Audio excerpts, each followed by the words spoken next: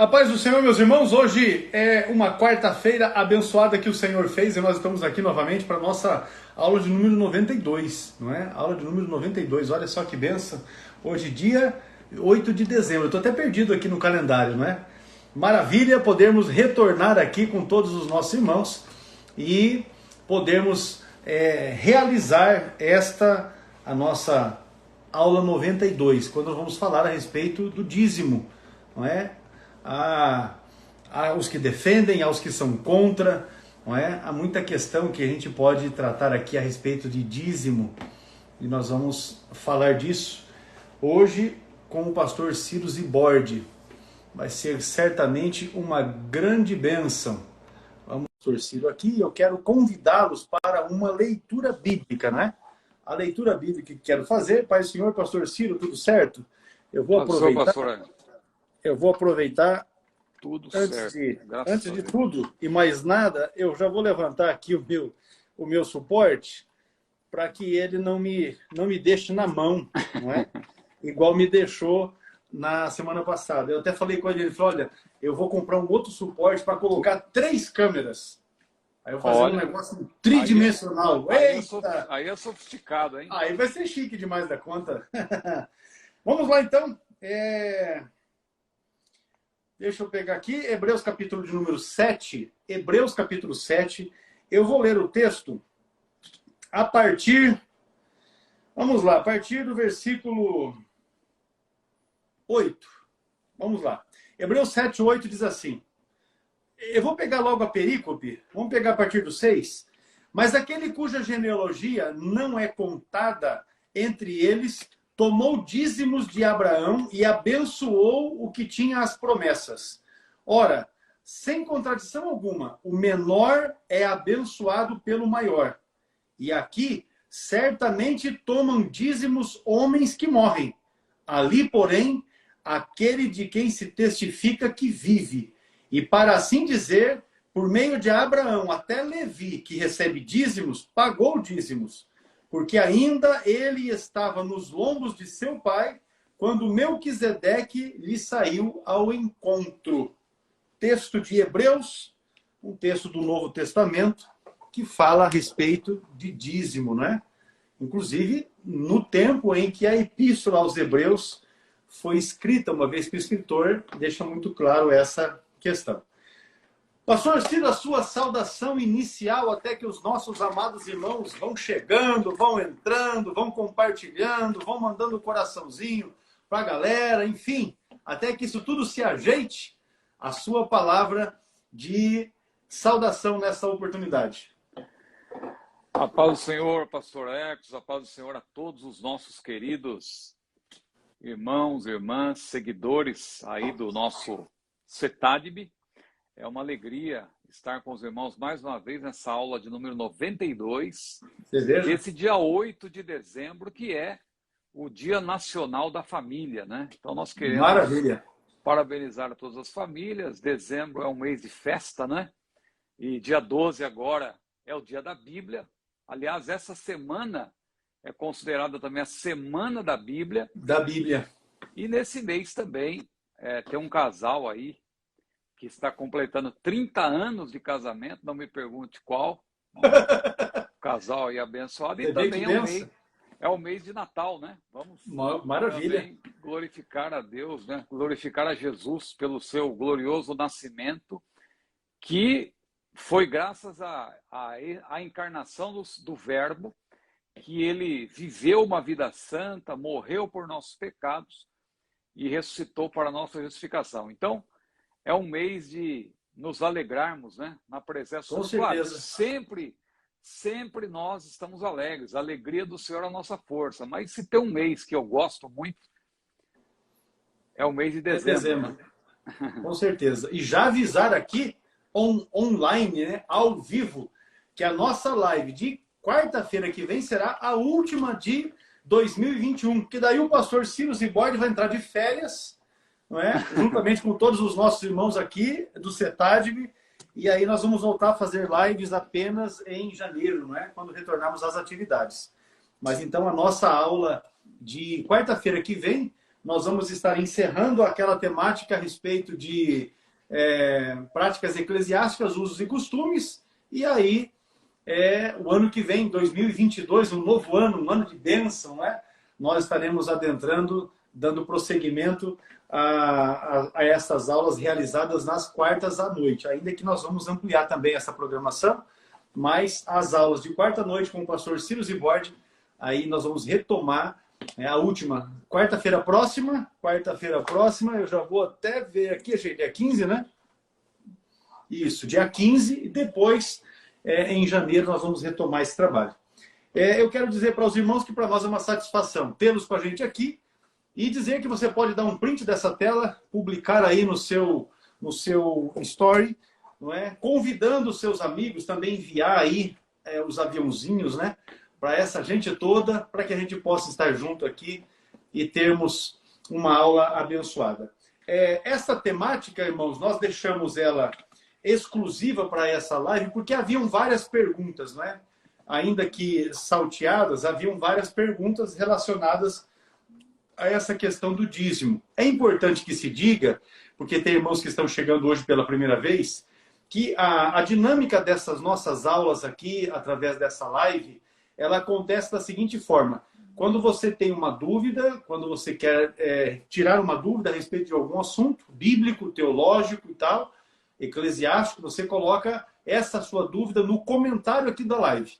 Aí, do jeito que você colocar ali, o nosso pessoal vai tomar nota e nós vamos escalonando essas perguntas em 5 grupos que nós temos elas, e aí de tempo em tempo esses grupos vêm à tona e aí nós falamos a respeito disso. Então agora, o que está em voga é justamente essa temática de práticas eclesiásticas, usos e costumes. Depois virá as perguntas bíblicas, né? Então a gente vai avançando dessa forma. Então, dúvidas que você tem, escreve um comentário aí. Essas perguntas, como elas estão aqui, nós recebemos de alunos, de pastores, de obreiros, de dirigentes de igreja. Não somos nós, do CETADV, nem o pastor Ciro, que elabora essas perguntas. São os alunos que nos enviam. Então, do jeito que os alunos nos enviam, a gente coloca, conforme está na divulgação que nós fizemos desde segunda-feira, do jeito que está ali. A única questão que eu alterei foi na questão da terceira pergunta, que o aluno ele fala a respeito de dizimar. Se deve dizimar, não é? E, na verdade, não, que dizimar é um verbo que diz respeito a matar pessoas, não é? Dizimar é nesse sentido. Então, não é dizimar nesse aspecto.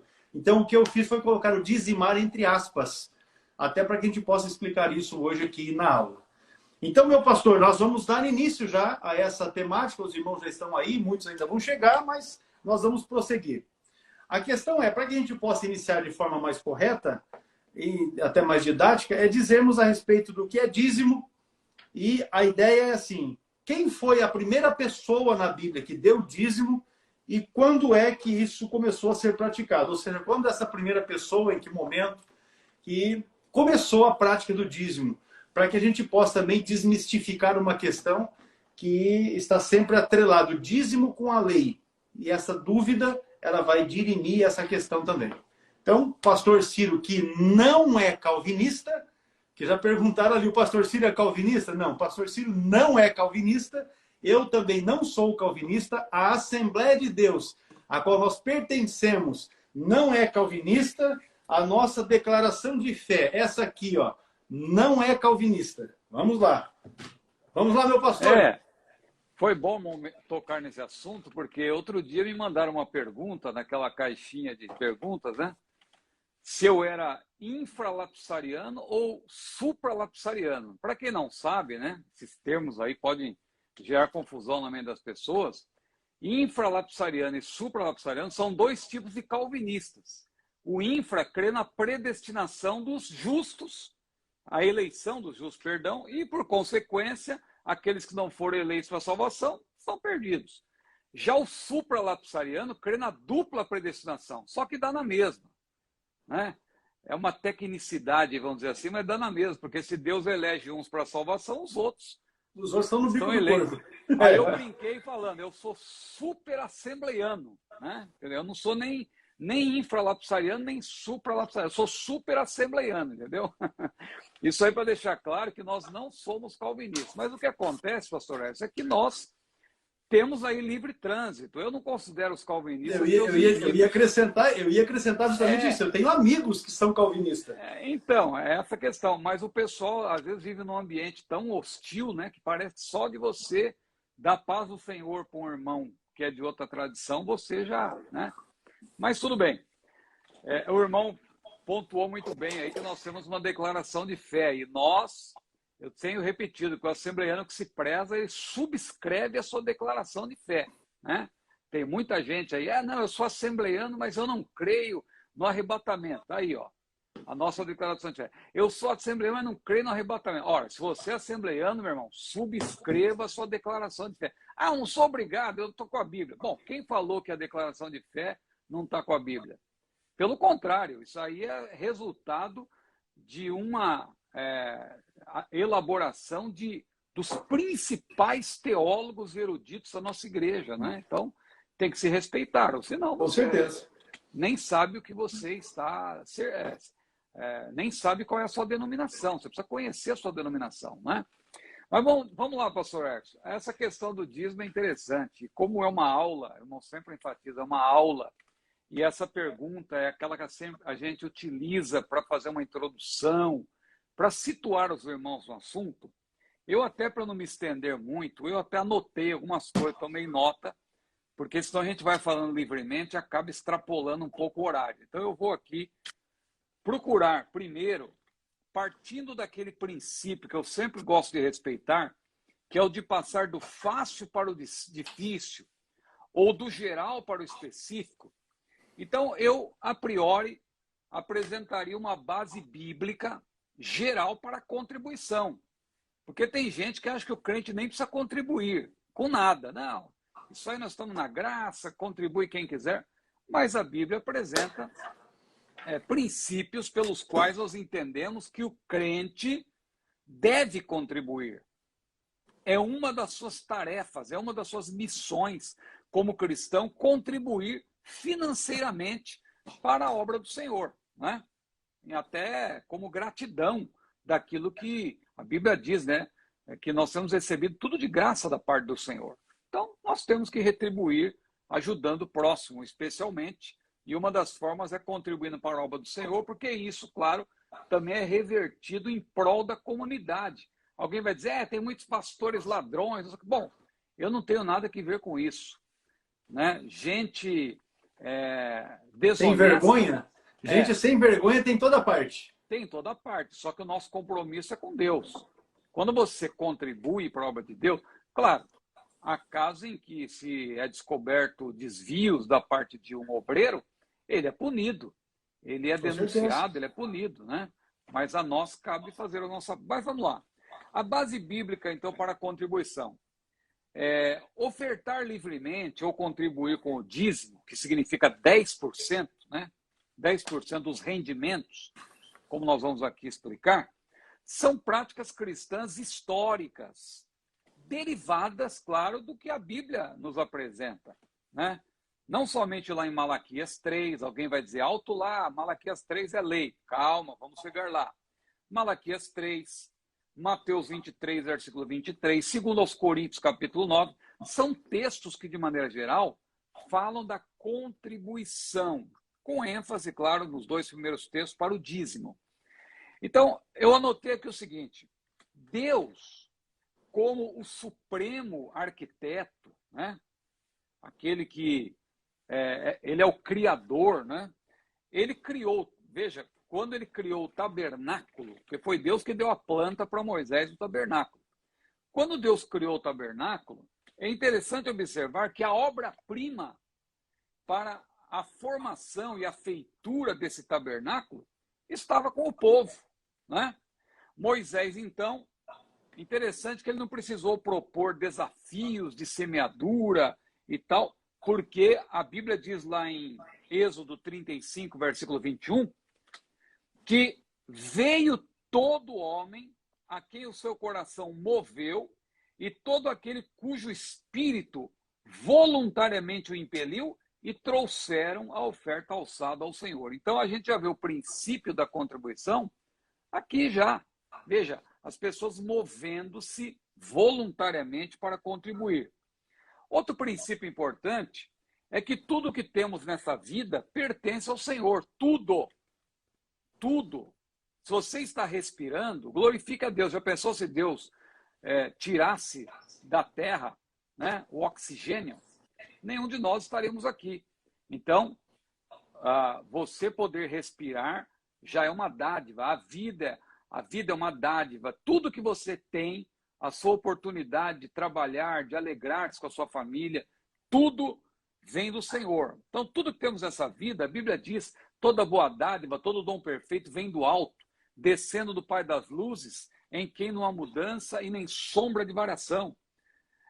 A Deus pertence o ouro e a prata. Então, veja, quando a gente fala de dízimo, é importante já dizer logo de início, não é 10% que pertence ao Senhor.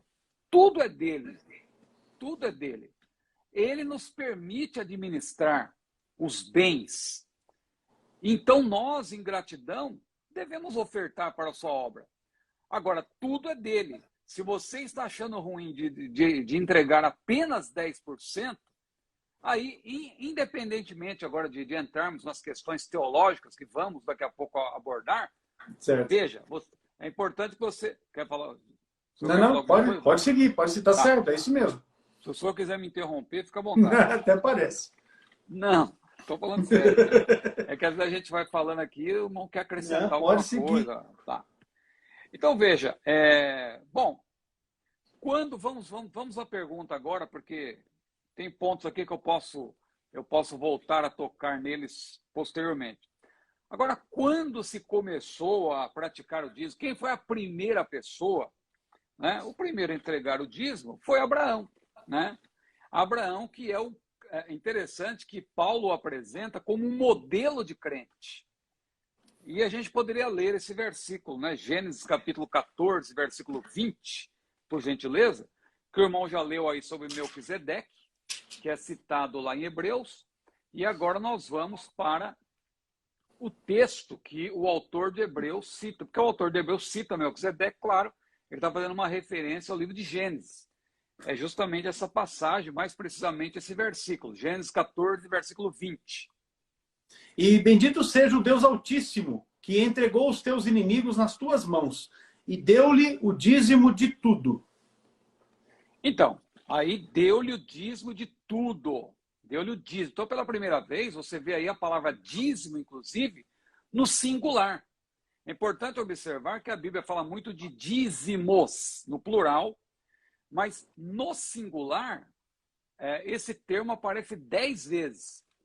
2 vezes, aproveitando que nós somos dispensacionalistas, né? Para quem não sabe também, a Assembleia de Deus ela tem uma declaração de fé que é dispensacionalista tradicional, clássica. E nós, como dispensacionalistas, cremos que Deus, não que Deus mudou, mas Deus tratou com a humanidade, com o seu povo especialmente, por meio de determinados planos e tal, em que houve um julgamento ao fim de cada uma dessas dispensações, quando houve desobediência ao plano e tal. Então a gente enxerga pelo menos aí 7 dispensações, não vamos citar todas elas. Mas é interessante que o dízimo no singular, ele é mencionado pelo menos 10 vezes, né?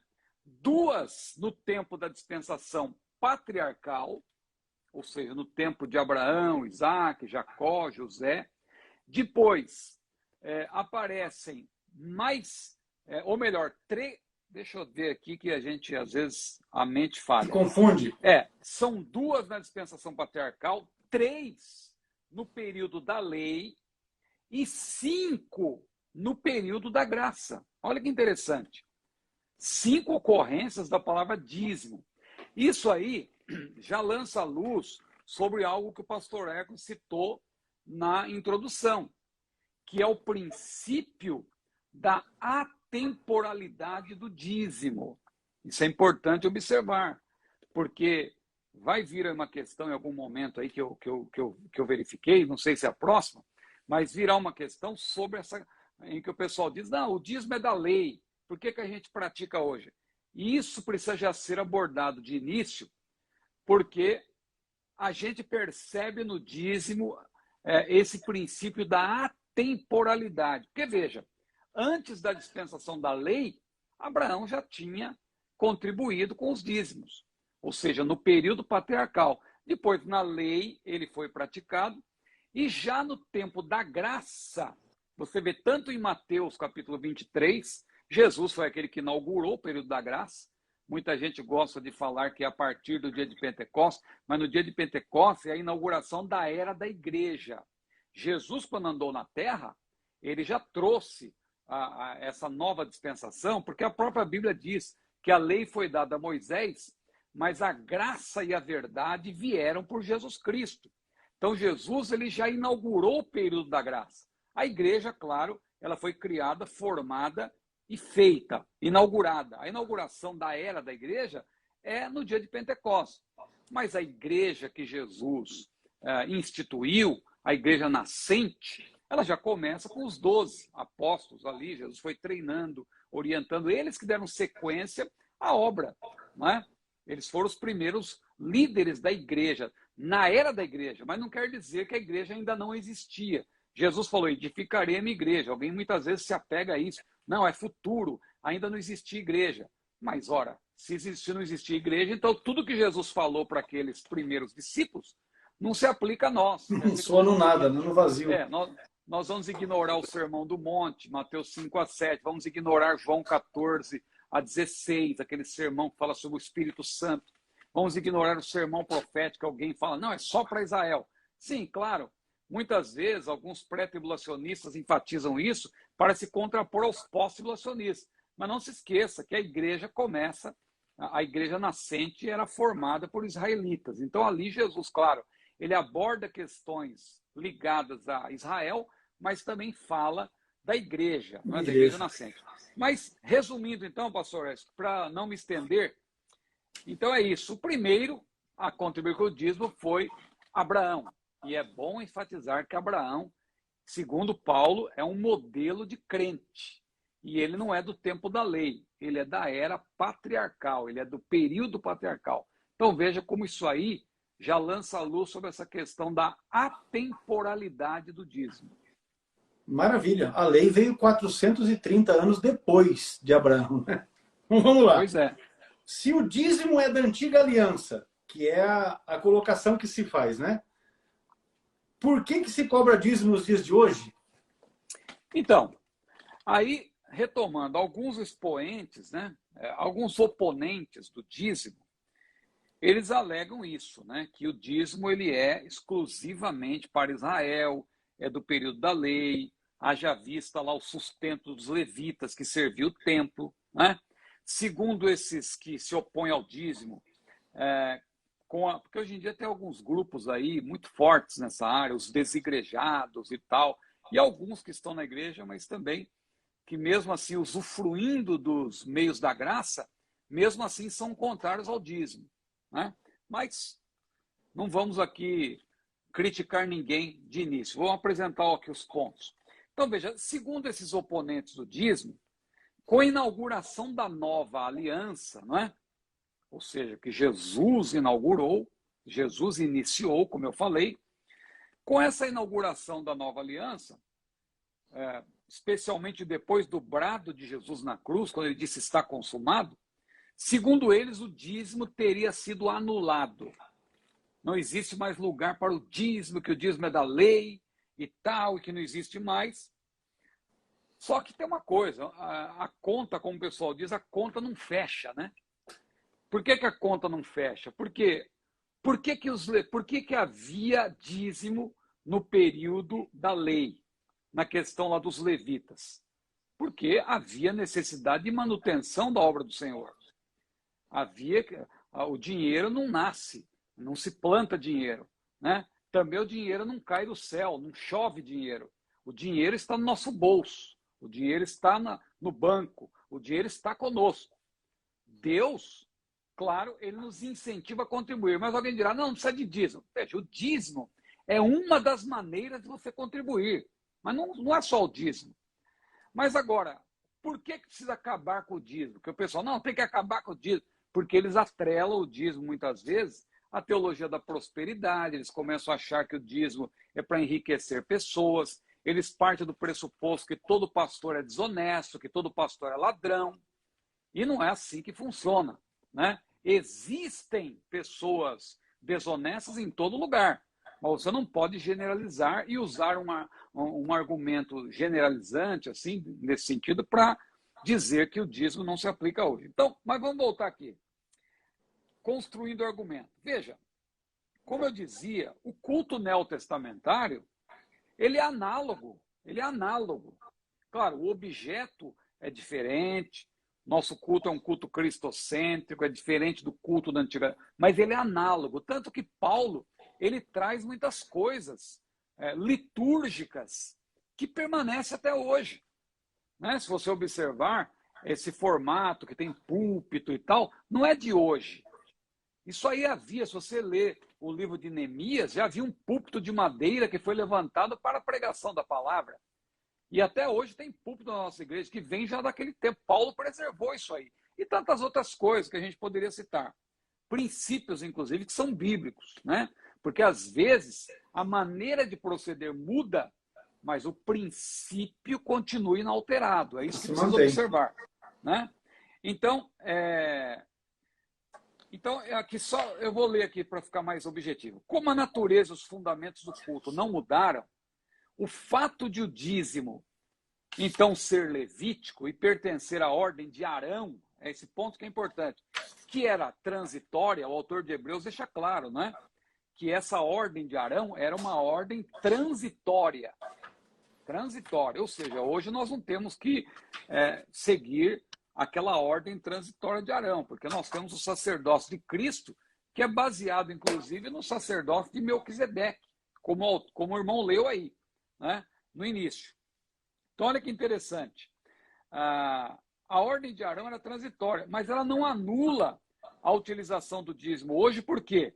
Porque o dízimo cristão, por assim dizer, como o irmão leu em Hebreus 7, 1 a 10, né, uma leitura mais extensa, esse dízimo pertence à ordem de Melquisedeque, não à ordem araônica, que realmente é transitória. Veja que Paulo, ele faz referência ao dízimo levítico a fim de extrair dele o princípio de que o obreiro é digno de seu salário. Ele menciona isso lá em 1 Coríntios 9, né? Ele está fazendo uma referência, ainda que a palavra dízimo não apareça ali, Paulo está fazendo uma referência a Levítico 6, 16 e 26, também Deuteronômio 18 e 1. Então, se no Novo Testamento, né, ele não reconhecesse, se o Novo Testamento, não reconhecesse a legitimidade da prática do dízimo levítico nos dias de hoje, Paulo jamais teria empregado textos da lei de Moisés para tratar da contribuição financeira. Então, é importante observar isso, porque existe uma tendência de achar, porque estamos na nova aliança, todo o Antigo Testamento perdeu a validade. Não tem aplicação nenhuma para nós. Ora, aí nós vamos ter que ignorar o livro de Salmos, o Senhor é meu pastor, nada me faltará. Quer dizer que isso aí perdeu a validade? Não. A gente tem que saber interpretar. O Antigo Testamento lança a luz sobre o Novo e vice-versa. Então, para nós interpretarmos a Bíblia, Paulo também falou que tudo quanto dantes foi escrito, para o nosso ensino foi escrito. Então, nós não podemos partir aí de uma exegese pela qual se adotam pressupostos que já tentam desconstruir essa ideia que eu falei a princípio da temporalidade do dízimo, né? Mas esses inimigos do dízimo, eles alegam que o Novo Testamento diz pouco ou quase nada acerca do dízimo. É verdade. Não tem, assim, de maneira direta, muita ênfase. Mas, por outro lado, veja, nós temos em prol do dízimo passagens que são muito claras, né? Que a gente não pode também querer desfazer delas, como é o caso de Mateus 23 e 23. Né? O que o Senhor Jesus disse ali, a meu ver, seria, claro, assim, mais que suficiente para nós entendermos que o dízimo se aplica aos dias de hoje. Ah, mas aquilo ali Jesus falou para os fariseus e tal. Bom, a gente usa muita coisa do que Jesus falou aos fariseus para hoje.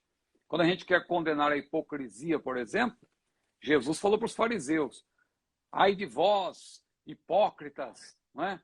Coais o mosquito, engolis o camelo, limpais o exterior do copo e do prato, mas o interior está cheio de rapina e de iniquidade. A gente usa isso na pregação.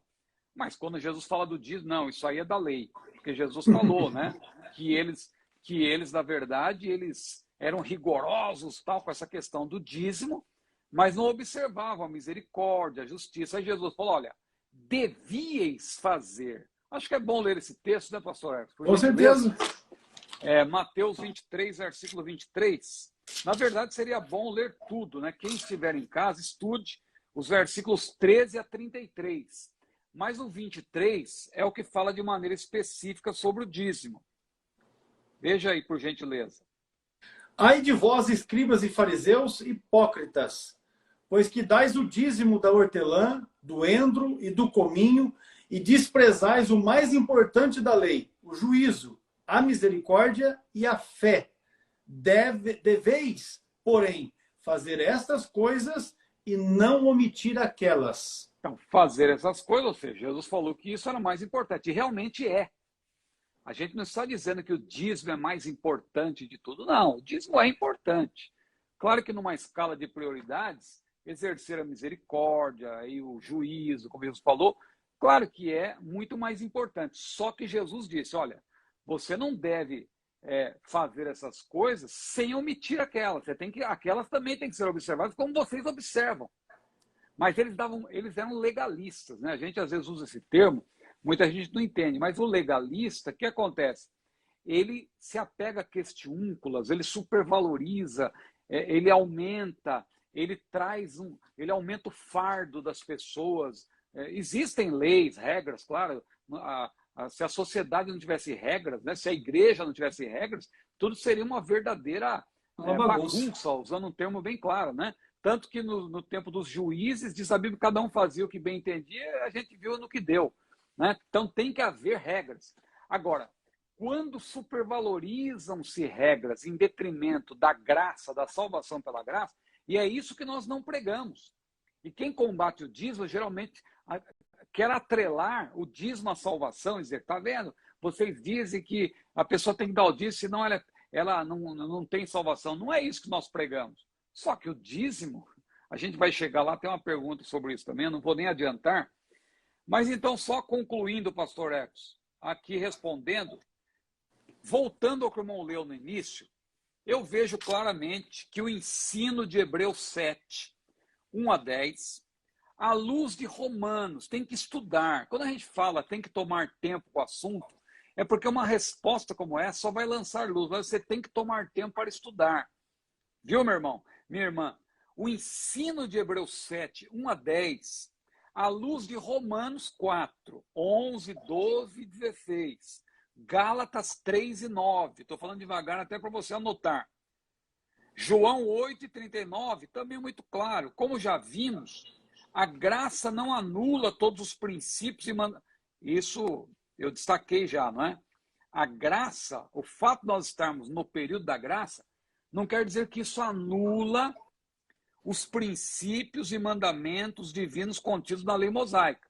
Claro que nós temos que analisar isso à luz do que Jesus falou, do que Paulo explicou, porque Jesus ele faz uma releitura da lei e amplia, ele dá uma ênfase diferenciada. Por exemplo, quando fala do adultério, né?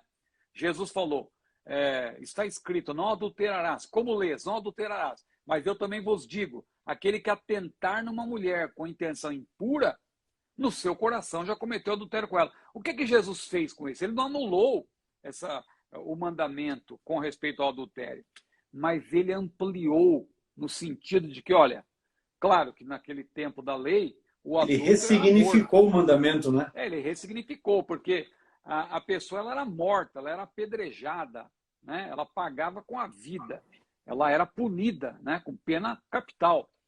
Hoje, claro, isso não acontece, mas o pecado do adultério, ele continua sendo visto por Deus como um pecado gravíssimo. Tanto quando há conjunção carnal, utilizando a linguagem jurídica, a linguagem do direito, como também quando não há, mas há o aspecto psicológico, a pessoa está cobiçando, já é um tipo de adultério. Claro que a punição não vai ser a mesma, mas a pessoa, nesse sentido, ela já é considerada impura diante de Deus.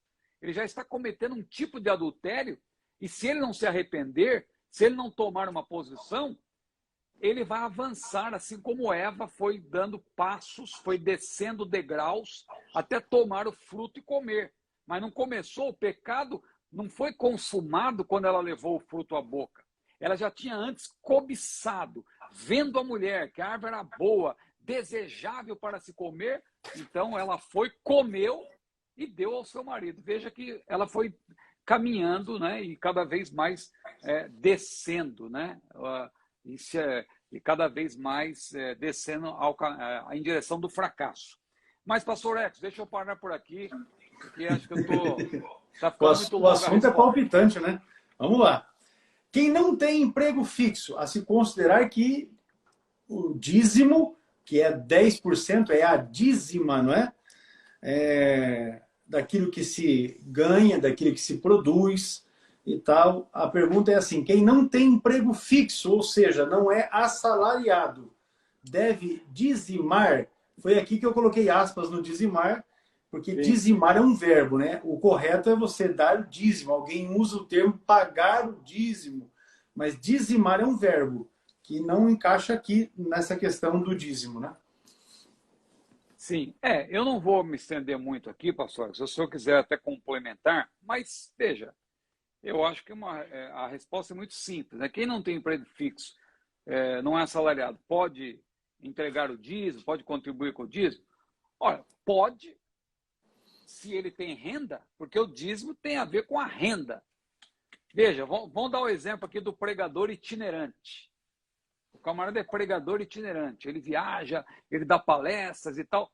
Quando ele dá essa palestra, claro que alguns têm aí o hábito de estabelecer cachê. Eu não gosto desse princípio, nem recomendo, né? Não estou aqui jogando pedra sobre quem faz isso, mas, pelo que eu tenho aprendido, não seria uma boa prática, né? Porque é claro que também tem o outro lado da moeda. Vamos aqui abrir a questão, porque se você convida alguém, meu irmão, você tem que... O pastor Elenay Cabral, ele até me disse uma vez algo, olha, quem convida dá banquete, né? Porque se você está convidando alguém, você tem que procurar dar... Não estou dizendo que você vai colocar o camarada num hotel 5 estrelas, obrigatoriamente, e tal. Não, você vai dar o melhor que você pode. Às vezes é uma igreja simples, não tem muitas condições, mas ela vai dar o melhor que ela pode, vai hospedar da melhor maneira, vai dar a melhor alimentação. E eu acho que é justo dar uma oferta para o pregador, né? Uma oferta. E oferta, o nome já diz, não é? Não tem valor estipulado. Agora, o pregador itinerante, o que acontece? Ele vai num lugar, ele ganha um determinado valor, vai em outro, né? Eu acho que é correto ele dar o dízimo disso também. Ah, mas é oferta, vou dar dízimo de oferta. Não importa, você está trabalhando para Deus, você recebeu, é uma renda, né? Então eu acho que o dízimo você tem que ser da sua... Você pode não ser um camarada que tem um vínculo empregatício, vamos dizer, você é um comerciante, você trabalha na rua vendendo, mas você tem a sua renda. Então, eu acho importante você fazer o somatório de tudo que você tem recebido e tira aquela parte que é para o Senhor, para a obra do Senhor, e dá com alegria, entendeu? Porque se for ficar dando também com, será que eu dou? Isso aí Deus também não quer isso. Ele quer que você dê com alegria, com satisfação, sem medo, porque Deus abençoa. Aqui é uma questão interessante, que Deus abençoa quem é generoso, quem contribui com alegria, entendeu? Você não tem que dar o dízimo com pesar, tem que cumprir esse negócio aí, é regra dos homens. Não, se você contribui, meu irmão, contribui com alegria. Se você contribui, meu irmão, contribua com alegria, entendeu? Porque tem gente que, além de não contribuir, ainda fica querendo tirar das pessoas o prazer que elas têm de contribuir. Esse é um problema sério, né? Mas, pastor Ex, desculpa, eu acho que Com certeza. Com relação a essa questão, pastor, o texto que eu li no começo, inclusive, de Hebreus 7, o versículo 9, diz assim, ó, e assim, e para assim dizer, por meio de Abraão, até Levi, que recebe dízimos, pagou dízimos. Ou seja, até os levitas que recebiam dízimo, também davam dízimos. Então, os pastores, quando recebem a sua oferta, também tem que dar dízimo sobre a oferta que recebem e ponto passivo, né? O fato é que qualquer renda que venha à nossa mão, dela a gente vai fazer a contribuição. E dízimo, irmãos, é 10%, né? Dízimo é 10%. O irmão perguntou ali, qual que é a quantidade certa? É 10%. Dízimo é 10%. O dízimo também pode ser devolvido para um outro ministério, além daquele que o dizimista faz parte? Eu acho que não é certo, né? Porque se você é membro de uma igreja, você tem que entregar a sua contribuição onde você recebe os meios da graça. Com certeza. Se você quiser contribuir para alguma associação ou até para uma outra igreja que você vê a necessidade, você pode contribuir. Não há nada que ninguém pode te proibir de fazer isso. Agora, eu acho que você tirar do lugar onde você se congrega, onde você recebe os meios da graça e dar para outro, aí eu acho que não seria coerente. Alguém dirá, não, mas eu sou livre, eu faço o que quiser. Sim, em certo sentido você tem razão, você é livre. Ninguém vai te obrigar. Mas eu acho que o cristão, ele é movido por amor, ele é movido por obediência, né? Eu acho que faz parte da obediência, se você pertence a uma determinada igreja, a um determinado ministério, você entregar o seu dízimo ali.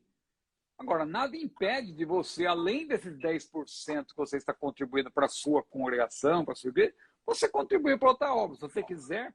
Mas eu acho que tirar dali para pôr lá não seria coerente, não seria correto. Acho que o correto é você, já que Deus está te abençoando, eu vou fazer um sacrifício maior ainda, vou dar aqui o meu e ainda vou dar lá. E eu tenho certeza que Deus não vai te desamparar, não. Porque... E nada impede de dar o dízimo na igreja onde congrega e fazendo uma oferta de amor lá na igreja onde ele percebe que está havendo uma necessidade. Como eu conheço uma pessoa que faz isso, né? Não vou aqui, não me pergunte quem, mas eu conheço aí um camarada que ele contribui com a sua igreja, aí faz umas viagens, aí vê, o pessoal que está precisando de um barco aqui, compra o barco para o camarada e tal, e ajuda, compra motor de barco. Pois isso aí é generosidade, isso tem que fazer parte da vida do cristão. E às vezes não precisa, sabe, outra coisa, não precisa ficar falando para ninguém, irmão. Né? Tem gente que gosta de fazer propaganda. Não, meu irmão, não saiba a sua mão direita o que a sua mão esquerda está fazendo e vice-versa. Entendeu? Você contribui, ajuda, né? Eu, modéstia à parte, ajudo aí mas não preciso ficar falando também. O pastor Ex também, e outros também. Mas eu acho o seguinte, eu estou falando isso agora, é oportuno, para a gente destacar o que Paulo diz lá em 2 Coríntios, capítulo 9. A generosidade. Se você é generoso, meu irmão, você não vai ficar criticando, questionando, 10% é da lei, não sei o quê, questionando. A gente vê claramente na Bíblia que o princípio da atemporalidade do dízimo é clara. Eu sinceramente, eu não fico me apegando a questiúnculas. Abraão, antes da lei, entregou o dízimo. No tempo da lei, tinha o dízimo dos levitas. Jesus menciona o dízimo em Mateus 23. Aí o pessoal quer teologizar. Não, mas não sei o que e tal. Será que... Aí vai para Hebreus, o autor de Hebreus deixa claro, né? Ele fala sobre o dízimo também. Então, quer dizer, eu acho que é importante a gente ser generoso. Maravilha. Liberalidade. Liberalidade, né? Pois é. Liberalidade. Eu aprendi a duras penas, na verdade, né?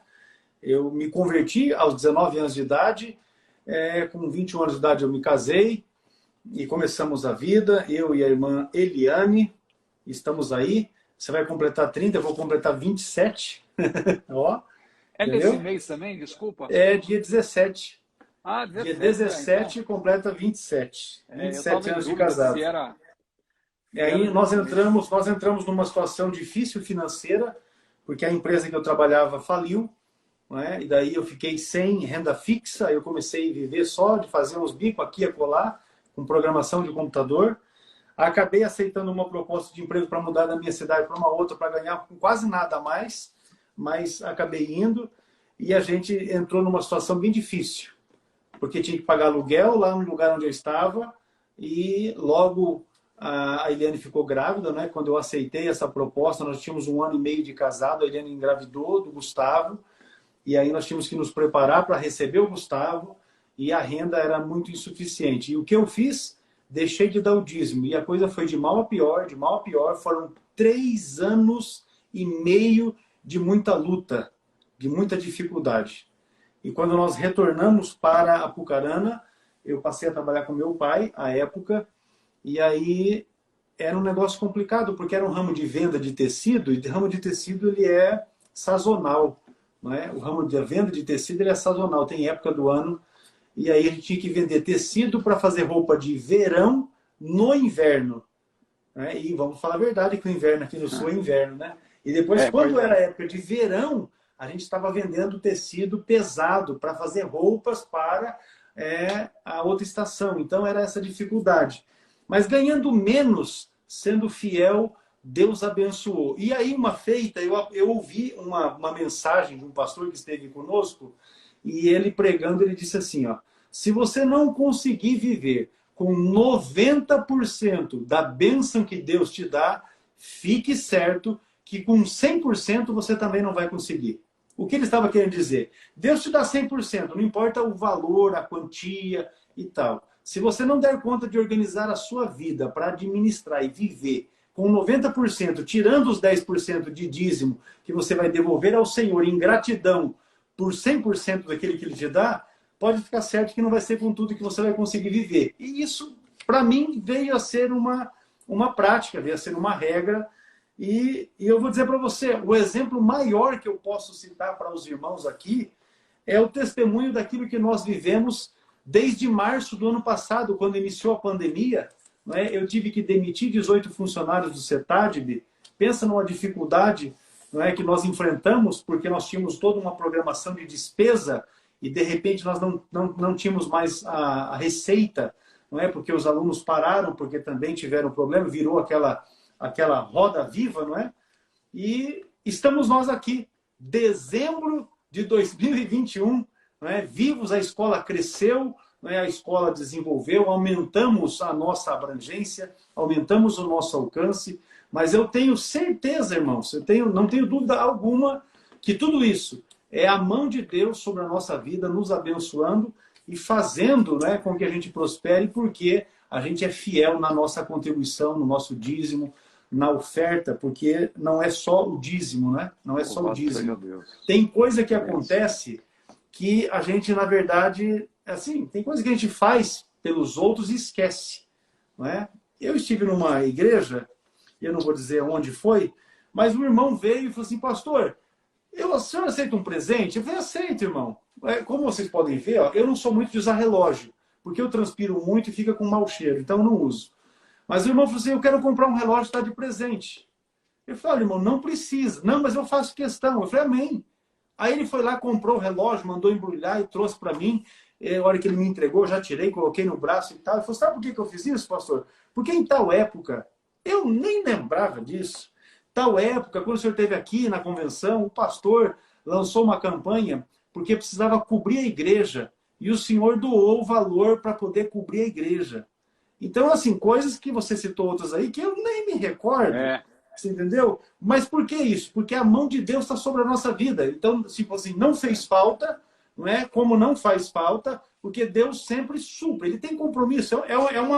É um mistério. Esse negócio é um mistério. Então a gente diz assim, tem gente que é mesquinho a tal ponto, de dizer, não, eu não vou dar 10% do que eu ganho. Amém. Amém. Essa semana que passou mesmo, eu tive um embate com um irmão em um grupo de WhatsApp a respeito desse assunto.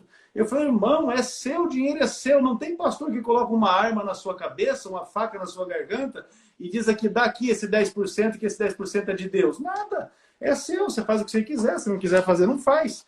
Aí, esse tipo de pensamento gera essa questão que está próxima aqui, ó. Devolver o dízimo é evidência de salvação? Não devolver interfere na salvação? Pois é, a Olha resposta, aí, claro, a né? resposta, claro, é um retumbante não, né? Mas é importante a gente fazer algumas observações, né? Porque a obra vicária, a obra substitutiva do Senhor Jesus, vicário significa substitutivo, ou seja, ele morreu em nosso lugar, ela foi eficaz no que tange a não mais dependermos da lei mosaica, isso é evidente, né? Quanto à salvação. Se bem que a salvação sempre foi pela graça. É importante dar esse destaque também, que alguém pensa que a salvação no tempo da lei era pela observância da lei apenas. Observava-se a lei, mas a salvação, claro, não existe salvação fora da graça de Deus. As pessoas que foram salvas no período do Antigo Testamento foram salvas antecipadamente pelo sangue que Jesus haveria de derramar, ou seja, a obra de Jesus tem efeito retroativo. Aquelas pessoas foram salvas antecipadamente. Por isso que a Bíblia diz que Jesus é o cordeiro que foi morto desde a fundação do mundo. Ou seja, todos os cordeiros que iam sendo mortos de maneira sacrificial, eles apontavam para Jesus. Veja, desde a fundação do mundo, não é antes, tá? Que alguém às vezes fala que Jesus é o cordeiro que foi morto antes. Não, o texto diz claramente, desde, porque a partir da fundação do mundo, todos os cordeiros que foram mortos, todos os animais, de maneira geral, que foram mortos de maneira sacrificial, inclusive aqueles que foram mortos, aquele ou aqueles, né? Creio que foi mais de um, que foram mortos para vestir Adão e Eva, quando eles se encontravam nus. Veja, ali também já eles tipificam a Uma obra figura, de né? Jesus. Eles representam a obra que Jesus realizaria, porque foi graças à obra que Jesus realizou que nós fomos vestidos também. Nós estávamos desprovidos da graça de Deus e fomos vestidos, né, de vestes de salvação. Mas veja bem, então o que eu estava dizendo, a obra vicária, ela é eficaz nesse sentido de nós não dependermos de observância da lei, nada disso, né? A salvação é exclusivamente pela graça. Agora, nós temos enfatizado também aqui em outras lives que uma vez salvos pela graça, a Bíblia diz, pela graça sois salvos por meio da fé, e isso não vem de vós, é dom de Deus, não vem das obras para que ninguém se glorie, porque somos feitura sua, criados em Cristo Jesus para as boas obras, as quais Deus preparou para que andássemos nelas. Então, o que acontece? Boas obras, e ser generoso é uma boa obra, contribuir para a obra de Deus é uma boa obra, isso tudo não é que garante a sua salvação, não é que é necessário para confirmar a sua salvação, mas são frutos de quem é salvo. Então, a pergunta se devolver o dízimo é evidência da salvação. Não é que seja a evidência da salvação, mas a pessoa que é salva, ela é generosa, ela na verdade, dá lugar para o fruto do Espírito, o Espírito Santo agindo em nós, mudando o nosso caráter, moldando o nosso interior. Então, aqui para não me estender, que as horas já estão caminhando para o fim, né? Da nossa live, mas aqui a gente entra também naquela discussão, vamos dizer assim, entre se você dá o dízimo movido por amor ou por obrigação, né? Claro, você dá o dízimo movido por amor, sobretudo. Qualquer coisa que você faz é por amor. Mas a gente tem também a obrigação, vamos dizer assim, de servir a Deus melhor, de obedecer a Deus, porque nós somos salvos, né?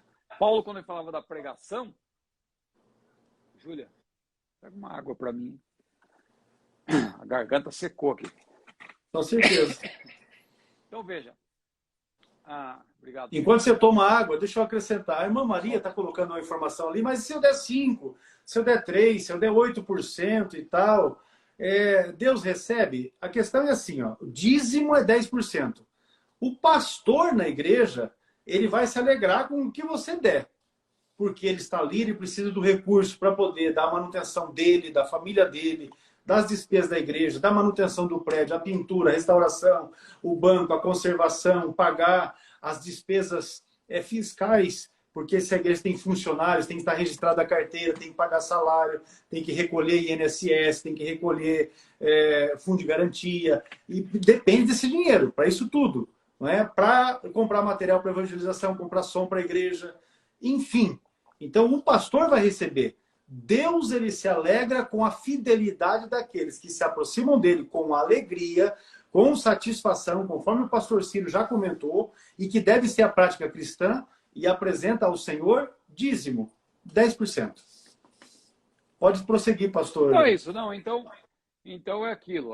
O dízimo, claro, não é evidência. Não é uma evidência de que a pessoa é salva, porque o que evidencia a salvação é o próprio Espírito dentro de nós. O mesmo Espírito testifica com o nosso Espírito de que nós somos filhos de Deus. Agora, uma coisa é certa. A pessoa genuinamente salva, ela é generosa, ela tem amor, ela coopera com alegria, ela não fica, na verdade, se apegando. Quem é salvo faz por satisfação.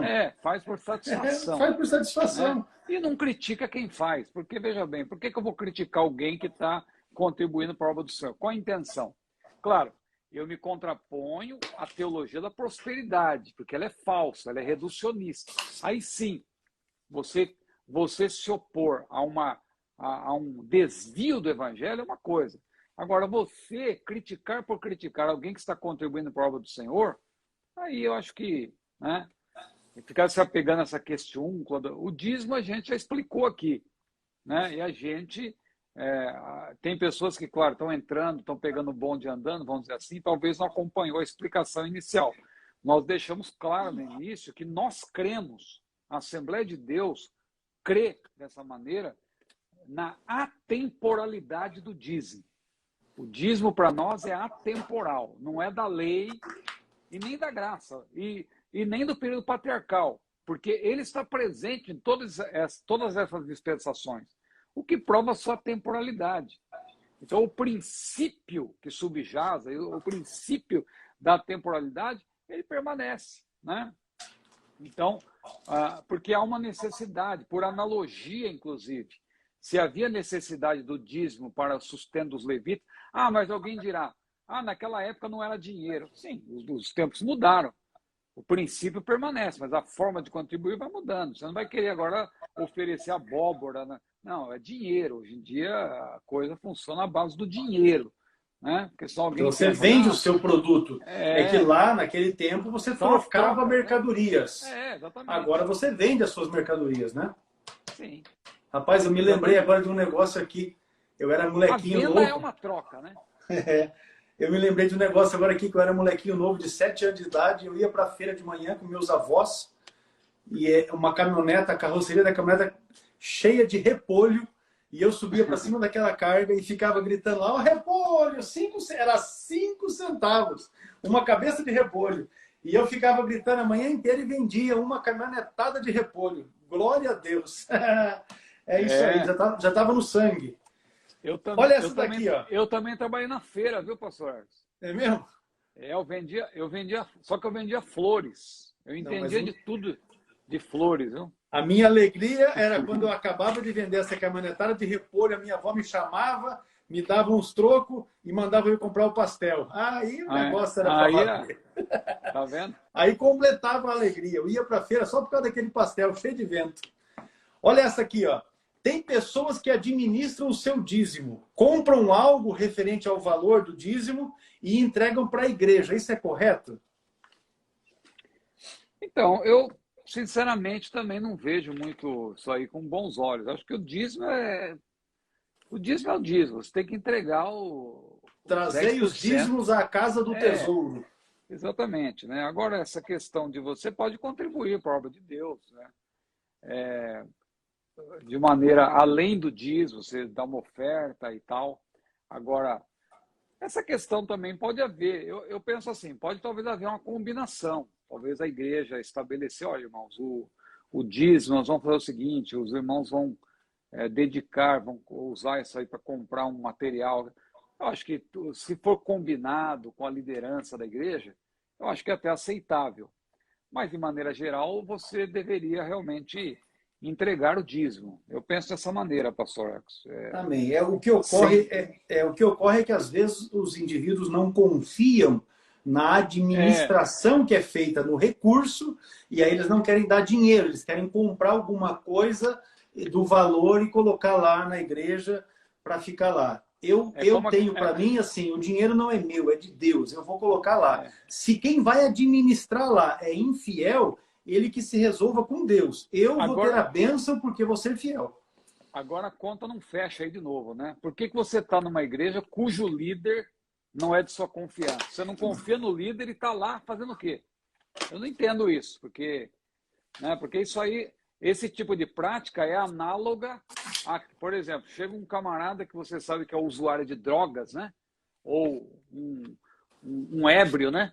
Ele chega para você e pede dinheiro. Fala, não, dinheiro eu não te dou, mas vou comprar um prato para você, porque você não confia nele. Agora, se você não confia no seu líder, a ponto de você dizer, não, não vou dar dinheiro para esse camarada, não, eu não sei o que você está fazendo aí, meu amigo. Porque você tem que estar numa igreja, porque líder, para mim, eu sempre levei em consideração o líder.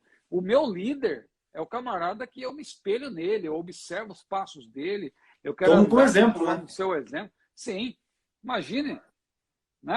Jesus é um modelo para nós, né?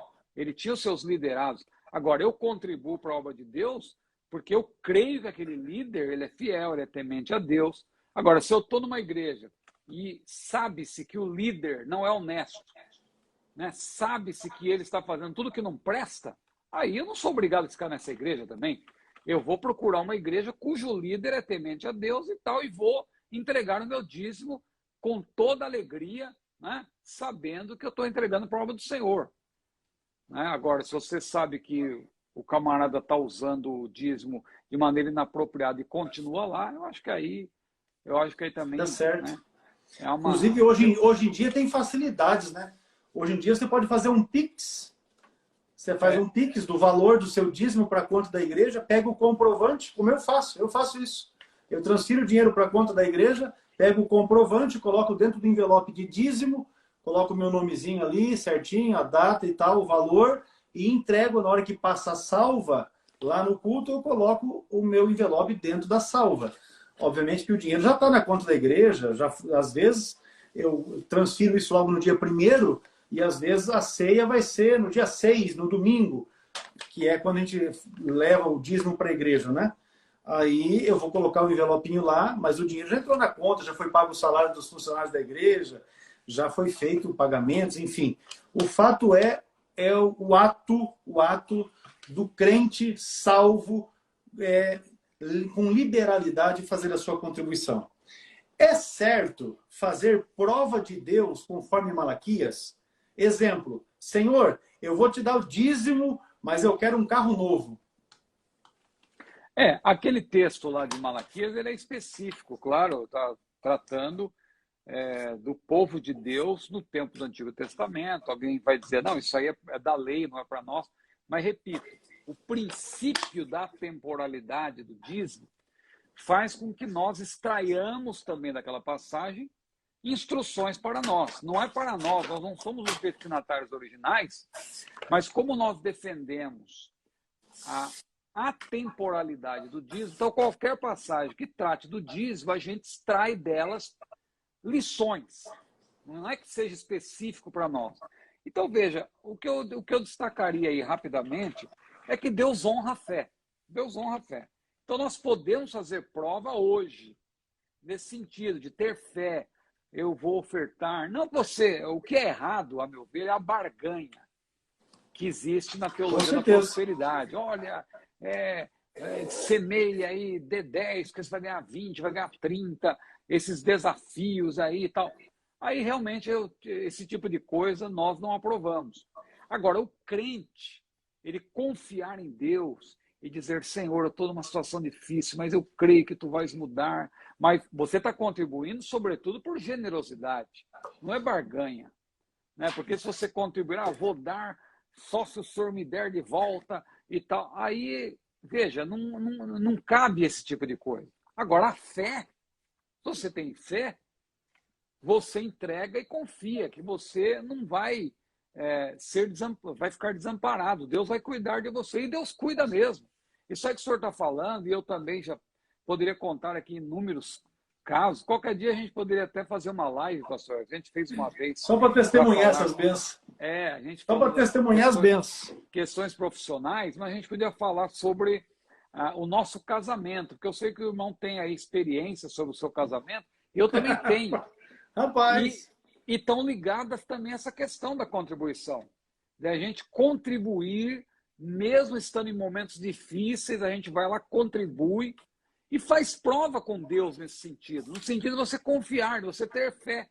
Então, esse princípio que está aí ligado a essa passagem, claro que o texto não é para nós, eu repito, porque tem gente que vai pegar e dizer, não é para nós. Não é mesmo, literalmente não. Nós não somos os destinatários originais, isso é óbvio, né? Mas há lições que você pode extrair daquela passagem. E uma delas é essa, a questão de você ter fé.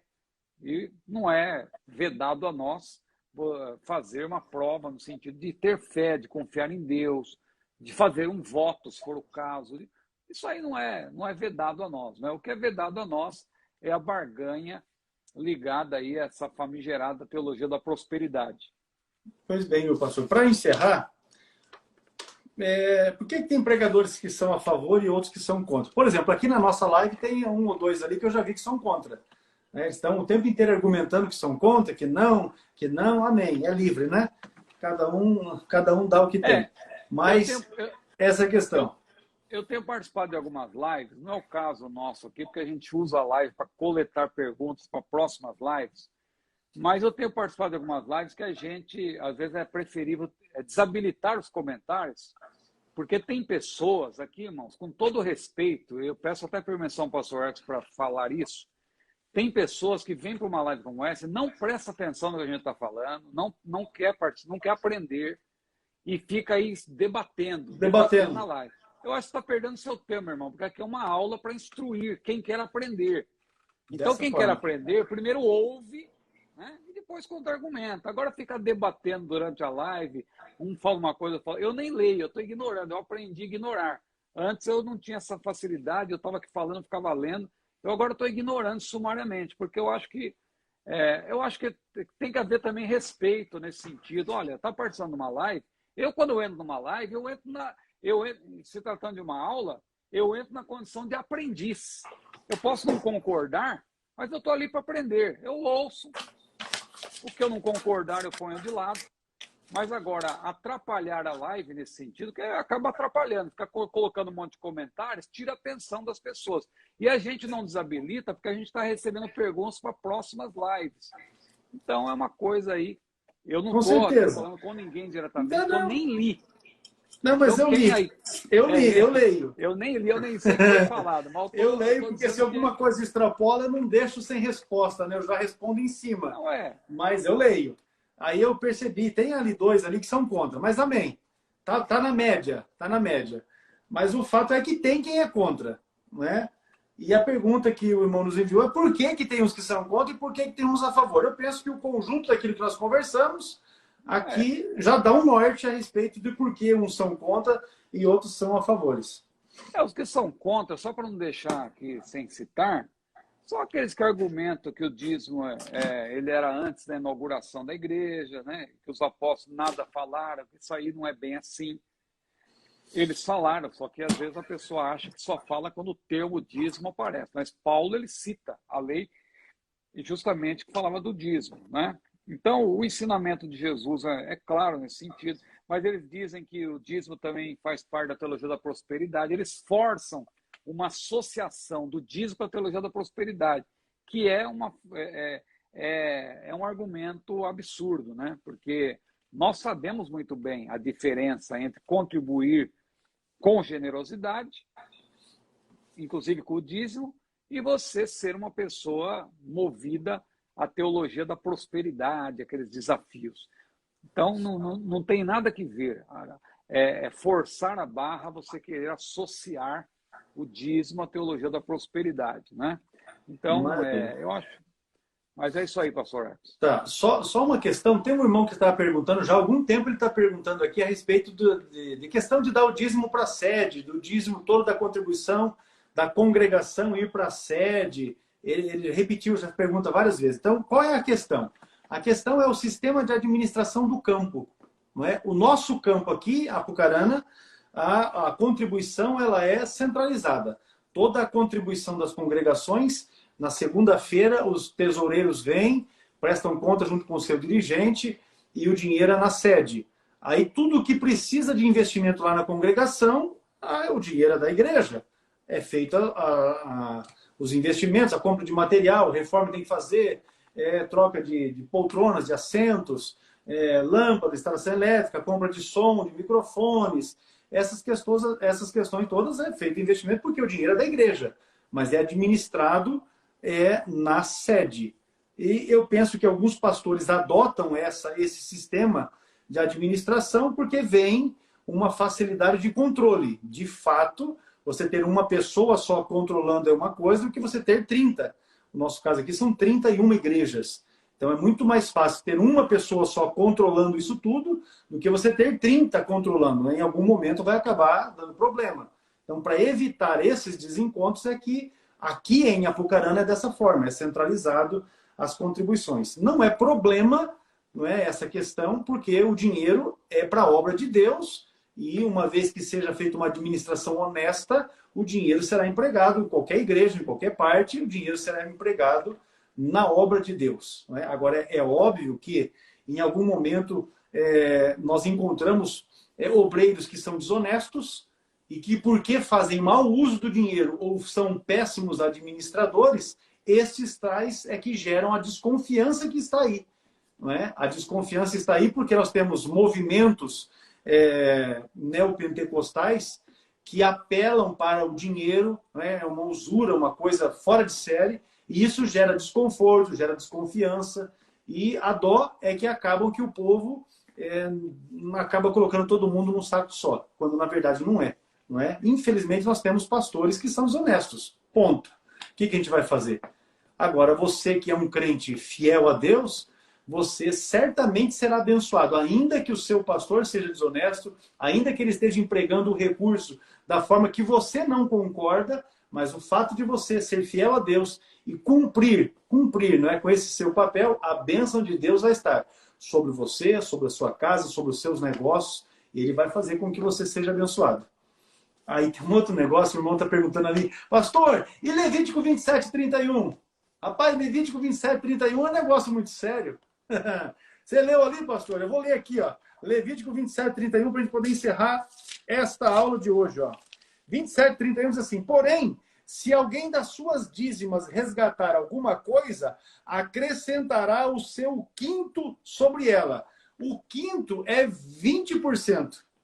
Então, o indivíduo que, vamos colocar lá, o camarada deixou lá uma carroça de cereal, de dízimo, ele foi lá para resgatar, o que é que ele vai ter que colocar? 20% a mais para poder resgatar aquilo lá. Então, vamos colocar assim, o indivíduo está em débito com R$100. Qual é o resgate aqui? 20%. Ele tem que acrescentar 20% sobre os 100. Seria 120. E aí vai. Obviamente que nós temos aconselhado o seguinte, meu irmão, passa a régua nesse negócio, porque o que a gente aprendeu com a vida, o que eu aprendi com a vida, você falha um mês, você falha 2 meses, você falha 3 meses, você nunca mais vai conseguir corrigir esse negócio. O que você tem que fazer é um pacto com Deus, fazer uma aliança com Deus e ser fiel daqui para frente. O que ficou, esquece. Vida que segue, a obra de Deus, ela não parou por falta dessa contribuição, não é? Ela prosseguiu e você precisa, na verdade, firmar um pacto, uma aliança com o Senhor e prosseguir com a sua vida.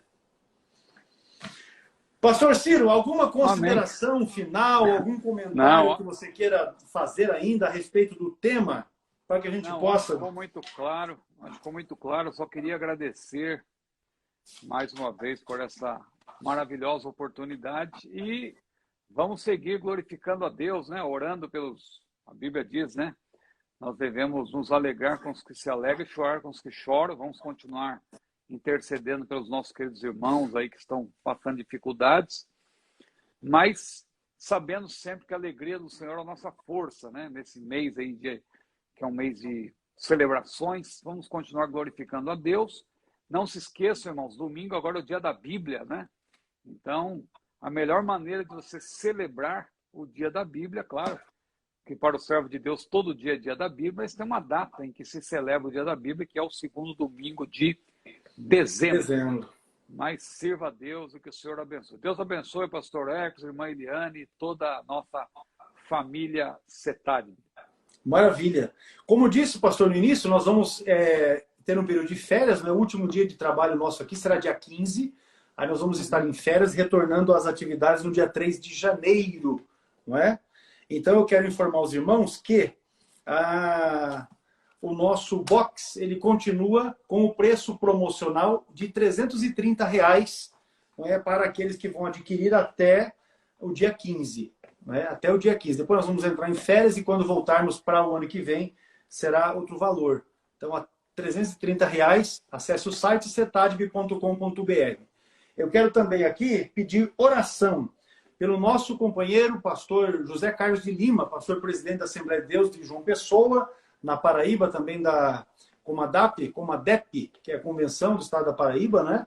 Vamos orar por ele. Ele teve uma complicação cardíaca ontem, passou por cateterismo ainda ontem, fez angioplastia hoje, e a informação mais recente é que está bem, ainda que esteja na UTI, mas já está bem, reagindo bem, está lúcido, tem agradecido as orações da igreja, e nós vamos orar pelo pastor José Carlos. Nós temos irmãos aqui da nossa igreja em Apucarana também precisando de oração, nós vamos apresentá-los, meu cunhado, o Elianai Acioli, vamos também orar em favor da vida dele, desejando assim que o Senhor abençoe. Os nossos irmãos aí da IEADERN, no Rio Grande do Norte, Deus abençoe cada um dos irmãos, os nossos irmãos que estão também ali em Tocantins. Eu vi aqui os irmãos do Ceará que já entraram, deram a saudação do Acre.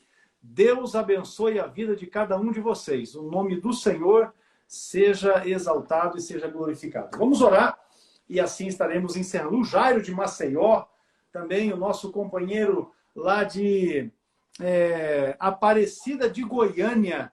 Eu vi que ele também entrou ali. Pastor, cheguei. Amém. Deus abençoe grandemente a vida de todos vocês. Amado Deus, nós te bendizemos nesta oportunidade pela tua graça que nos envolve.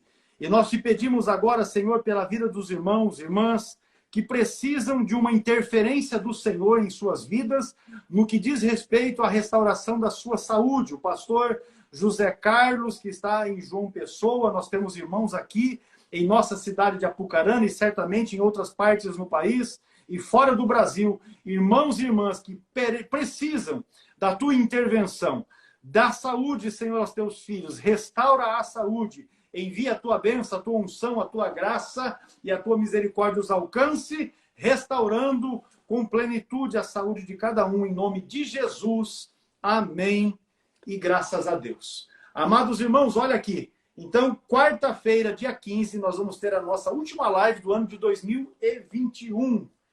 A última live do ano de 2021. E eu estou pensando em nós vamos fazer uma promoção aqui na saideira, né? Eu vou ver se eu vou arrumar aqui uma Bíblia de estudo, um negócio assim. Vamos fazer um trabalho diferenciado para a nossa última live, que será quarta-feira que vem. Eu falei dia 15, vai ser dia 15 mesmo?